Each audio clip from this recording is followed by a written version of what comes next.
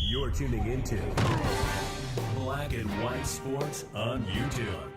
The no-holds-barred truth on sports. The main event starts now. Okay, guys, things are getting very, very interesting for the Cleveland Browns. As you know, Deshaun Watson is injured. To what extent continues to be a very strange mystery. Now, we have heard that he's got what's called a shoulder contusion, which is the medical framing for he's got a bruise. There's been talk about some fluid in the shoulder, but nonetheless, Deshaun Watson is out.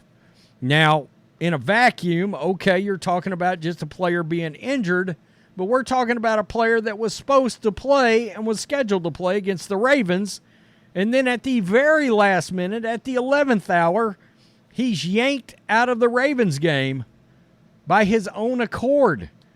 The Browns medical staff had cleared him to play. Now, a lot of people just come out and said, wow, Watson, did he just quit?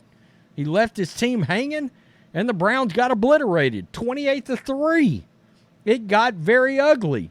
Dorian Thompson-Robinson was shuffled into the game, the rookie, who looked very promising in the preseason, but again, it's preseason, and let's be real, guys are going to end up bagging groceries coming out of the preseason.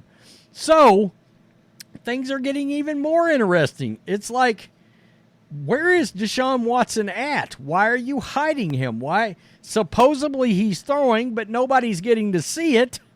You got Kevin Stefanski that is praising other teammates for playing injured. And a couple of things have happened now. There has been an injury analyst come out on video, and he's making some very interesting comments about the fact that it seems like something is missing here. Like there's some strangeness going on.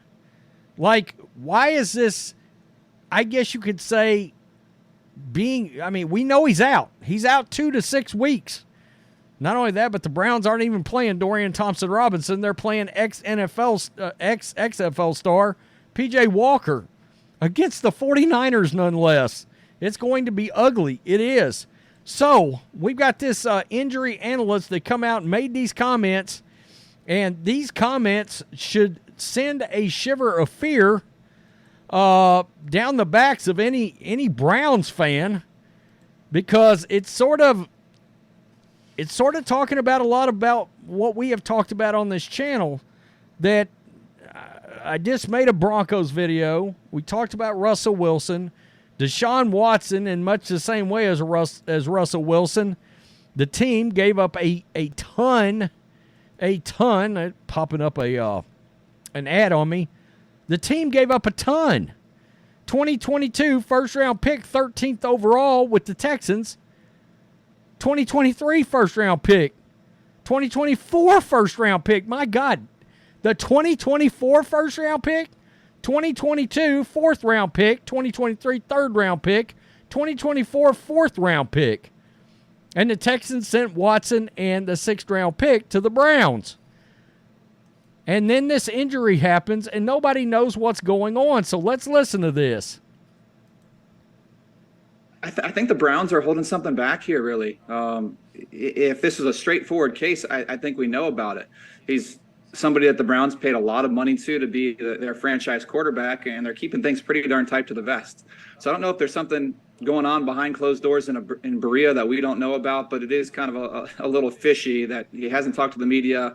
And so I think there's more than just the injury side of things going on here. Maybe some internal turmoil going on, but we'll see.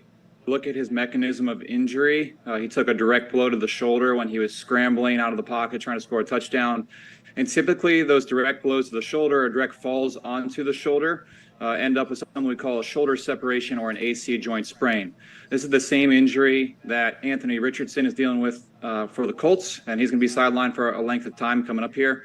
With these injuries, they range in severity from a grade 1, which is pretty minor, to a grade 6, which requires surgery. And so just basing this off of his mechanism of injury, this appears to be the case, although the team has not explicitly said that. I can tell you right now, guys, I've had the AC joint injury. And it's bad. It hurts badly. I'm not sure my shoulder has ever been quite right, and that's been 15 years ago that I had that AC joint injury. It was swollen. There was fluid under that shoulder. It was just shy of needing surgery. But he mentioned something very interesting. We don't understand why he hasn't talked to the media. Well, now that's starting to come into focus because Mike Florio is now saying, man, Deshaun Watson's next press conference is going to be very interesting. And where he is, why he's not making comments, people just don't know. So let's get to this. It will be very interesting to hear from him, given the mixed signals coming from the team regarding his failure to play in Week 4 against the Ravens. After that game, the team called it a, quote, collective decision. In subsequent remarks, Coach Kevin Stefanski said Watson had been medically cleared but decided not to play.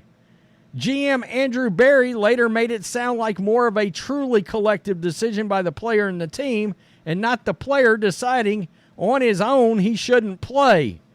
It was Andrew Berry, the general manager, that is trying to reel everything back in because this is starting to roll downhill. Okay, and this is starting to take a real turn. And Cleveland Browns fans are starting to get very nervous because there's talk of him being out upwards of 6 weeks. And if you think that doesn't make a massive difference, I mean, it makes a huge difference, even though he hasn't played great. The 49ers started as a 4.5-point favorite. They're now nearly a double-digit favorite against the Browns. 9.5-point favorite is where you're staring at. You're staring straight into the double-barrel shotgun of the 49ers.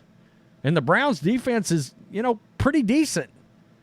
But you've got this XFL player, this ex-XFL player that's played a little bit for the Panthers, now going out there against the best team in the NFL. Stefanski's praise of tight end David Njoku for playing against Baltimore 2 days after suffering burns to his face and hand created a fascinating contrast. Watson's voice has not been heard. That's the thing. Nothing from Watson at all. He did not speak to reporters on Wednesday. Mary Kay Cabot of Cleveland.com reports that Watson is not scheduled to talk to reporters today. That was yesterday. He surely will be asked why he didn't play and whether the decision was his alone or, quote, collective. He might and should be asked about the perception created by Stefanski's comments. Now, in the last couple of days, you're seeing teammates, because there was a report coming out that came out. I did a video on it about the fact that he had told his fellow players, I'm playing, because he had been asked repeatedly by players, and they were pissed that he didn't play.